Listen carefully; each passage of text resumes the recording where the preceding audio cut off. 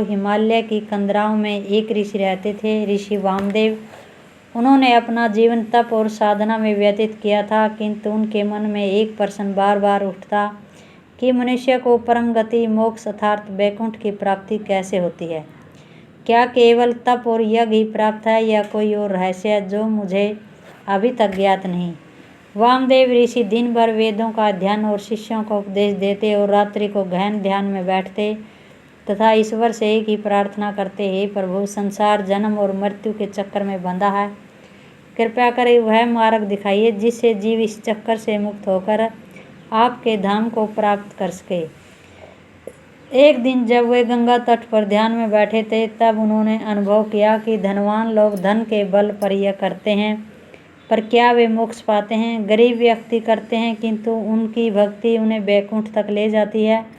साधु तपस्या करते हैं, पर क्या केवल तप ही अंतिम साध्य है। यही सब मन में विचार कर रहे थे और उनका हृदय उत्तर खोज रहा था। उस रात्रि उन्होंने गंगा जी के किनारे दीप जलाया और दोनों हाथ जोड़कर आकाश की ओर निहारते हुए बोले, हे नारायण, हे जगत के पालनहार, मैं आपके चरणों में बैठकर यह जानना चाहता हूँ कि ऐसा कौन सा पवित्र मार्ग है, कौन से दिव्य तीर्थ है जो जीव को जन्म मृत्यु के बंधन से मुक्त कर सीधे वैकुंठ पहुँचा दे। उनकी आंखों से अश्रु बह निकले और गंगा की लहरें मानो उनके आंसुओं को बहा बहा कर ले गई। वातावरण गंभीर हो गया, मानो स्वयं देवता उनकी प्रार्थना सुन रहे हो। रात्रि गहरी होती गई और आकाश में तारों की छटा फैल गई। ऋषि वामदेव का मन और अधिक उत्कंठित हुआ। उन्होंने अनुभव किया कि यदि कोई दिव्य संकेत अवश्य मिलेगा, कोई दूत आएगा जो उनके संशय को मिटाएगा। तभी उनके सामने स्वयं नारद मुनि प्रकट हुए। वीणा बजाते हुए नारद जी ने मुस्कुराकर कहा, हे ऋषिवर, तुम्हारा प्रश्न बड़ा गहन है। तुम्हारी तपस्या और भक्ति से प्रसन्न होकर स्वयं विष्णु भगवान ने मुझे यहाँ भेजा है। तुम जानना चाहते हो कि कौन सा मार्ग जीव को वैकुंठ तक पहुँचाता है, कौन से तीर्थ मानव जीव को पवित्र कर मोक्ष प्रदान करते हैं। तो सुनो, मैं तुम्हें वह रहस्य बताऊंगा जो शास्त्रों में छिपा है और जो केवल श्रद्धा और भक्ति से ही प्रकट होता है।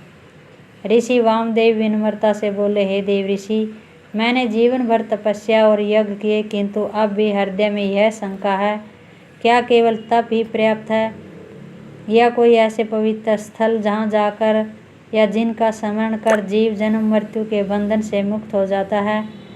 नारद मुनि ने गंभीर स्वर में कहा, हे ऋषिवर, आपने बहुत ही उत्तम प्रश्न किया है। संसार में अनेक तीर्थ है, परंतु 7 ऐसे पवित्र धाम हैं जो सीधे वैकुंठ का मार्ग खोलते हैं। इन 7 का स्मरण, दर्शन और सेवा मनुष्य को मोक्ष प्रदान करती है। इन 7 की महिमा इतनी महान है कि केवल एक बार भी इनके नाम का उच्चारण कर लिया जाए तो समस्त पाप धुल जाते हैं और जीव वैकुंठ का अधिकारी बन जाता है। यह सुनकर ऋषि वामदेव का हृदय आश्चर्य और उत्साह से भर उठा। उन्होंने हाथ जोड़कर कहा, हे देव ऋषि, कृपया करके इन 7 धामों का कथा विस्तार से सुनाइए, ताकि न केवल मैं बल्कि समस्त मानव जाति इनके महत्व को समझकर मोक्ष के मार्ग पर चल सके। नारद जी ने वीणा बजाते हुए मधुर स्वर में कहा, हे ऋषिवर, आप ध्यान पूर्वक सुनो, मैं आपको एक एक कर 7 तीर्थों का रहस्य सुनाता हूँ। नारद जी आगे बोले, हे ऋषिवर, मैं अब आपको पहले धाम अयोध्या जी की कथा सुनाऊंगा। वहाँ जन्म लेने वाले भगवान श्री राम ने धर्म और मर्यादा का मार्ग दिखाकर संसार को पवित्र किया। अयोध्या जी के दर्शन मात्र से जीव मोक्ष प्राप्त करता है। यह कहते हुए नारद जी ने वीणा की धुन छेड़ी और गंगा की लहरें गूंज उठी तथा वातावरण दिव्य हो गया। ऋषि वामदेव का मन रोमांचित हो उठा, क्योंकि अब वे जानने वाले थे वैकुंठ की पहली कुंजी अर्थात अयोध्या जी की महिमा।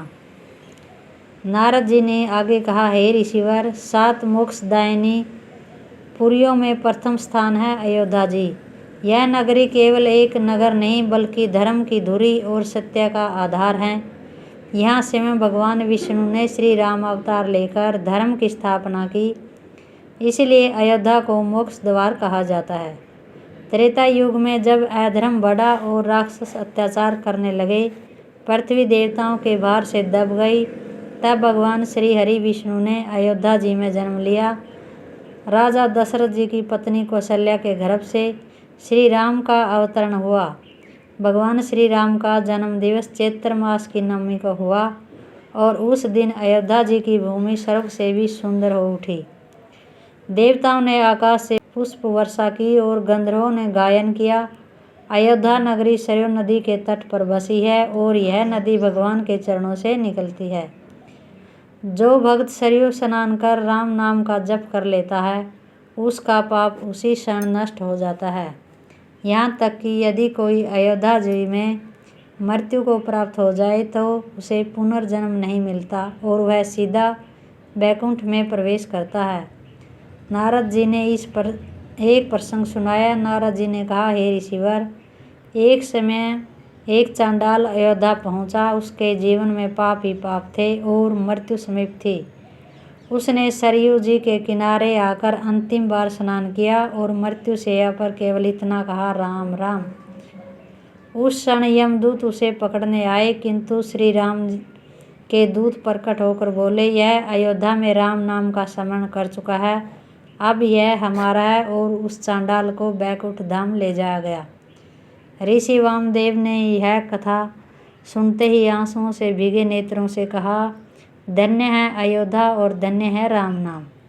आगे ऋषिवर ने कहा कि शास्त्रों में स्पष्ट कहा गया है, जो व्यक्ति अयोध्या में प्राण त्यागता है उसे मोक्ष अवश्य प्राप्त होता है।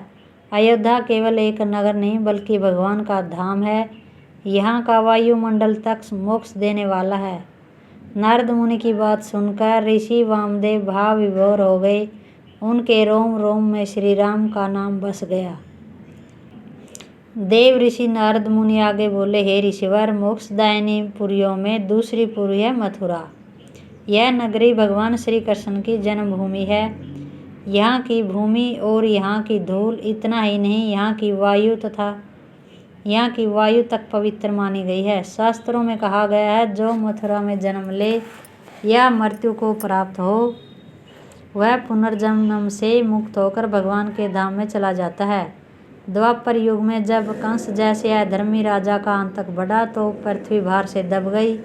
तब भगवान विष्णु ने वचन दिया कि वे अवतार लेकर अधर्म का नाश करेंगे। अतः भगवान विष्णु ने वसुदेव और देवकी के पुत्र के रूप में मथुरा की कारागार में अवतार लिया। जन्म के समय देवकी की कोठरी आलोकित हो गई। भगवान चार भुजाओं में शंख, चक्र, गदा और पद्म धारण किए प्रकट हुए। उन्होंने वसुदेव और देवकी का आश्वासन देते हुए कहा, मैं तुम्हारा पुत्र बनकर जन्म लूँगा और कंस का नाश करूँगा। फिर वे बालक रूप में परिवर्तित हो गए। वासुदेव जी ने उन्हें यमुना पार कर गोकुल पहुँचाया और यशोदा जी की गोद में सुला दिया। यहीं से भगवान श्री कृष्ण ने बाल्य लीलाएं आरंभ की। माखन चुराना, गोपियों को तंग करना और बंसी की धुन से सबको मोहित करना। मथुरा की भूमि पर जन्म लेकर भगवान ने प्रेम और भक्ति का संदेश दिया। उनकी एक मुस्कान मात्र से भक्तों के पाप नष्ट हो जाते हैं। जब उचित समय आया तब भगवान श्री कृष्ण ने अपने माता पिता को कारागार से मुक्त कराया और अत्याचारी कंस का वध किया। मथुरा की गलियों में धर्म का डंका बज उठा। लोगों ने हर्षोल्लास से कहा कि धर्म की पुनः स्थापना हुई और अब हमारी भूमि फिर से पवित्र हुई। यह वही भूमि है जहाँ भगवान श्री कृष्ण ने अपना पहला धर्म युद्ध लड़ा और असुरों का नाश किया। नारद मुनि ने आगे कहा कि मथुरा केवल श्री कृष्ण जन्मभूमि ही नहीं बल्कि भक्तों के लिए भक्ति और मोक्ष का द्वार है। यहाँ भगवान की लीलाओं की स्मृति आज भी गूंजती है। जो मनुष्य मथुरा में गोकुल, वृंदावन और गोवर्धन की परिक्रमा करता है वह जन्म मरण के बंधन से मुक्त हो जाता है। हे ऋषिवर, मथुरा की धूल तक मोक्षदायिनी कही गई है। यहाँ तक कि जो भक्त केवल राधा कृष्ण का नाम लेकर इस भूमि का स्मरण करता है वह भी बैकुंठ धाम को प्राप्त होता है। नारद मुनि ने एक कथा सुनाते हुए कहा, हे ऋषिवर, एक वृद्धा थी जो जीवन भर मथुरा जाने की लालसा रखती थी, किंतु वृद्धावस्था और गरीबी के कारण वह न जा सकी। मरणासन समय उसने करुणा से कहा, हे प्रभु, मैं मथुरा न जा सकी पर मन से उसी भूमि का स्मरण करती हूँ तुरंत ही उसके सामने चारों ओर प्रकाश फैल गया और भगवान श्री कृष्ण मुस्कुराते हुए प्रकट हुए। उन्होंने कहा, मथुरा का स्मरण ही तुझे मोक्ष देने वाला है। तू मेरे धाम को प्राप्त होगी। और वह वृद्धा शरीर त्याग कर सीधे बैकुंठ गई। ऋषि वामदेव की आंखों से आंसू बहने लगे। उन्होंने कहा, हे देव ऋषि, धन्य है वह मथुरा जहाँ स्वयं भगवान ने जन्म लिया। अब मैं समझ गया कि यह दूसरी मोक्षदायिनी पुरी क्यों कही गई है। हर हर महादेव।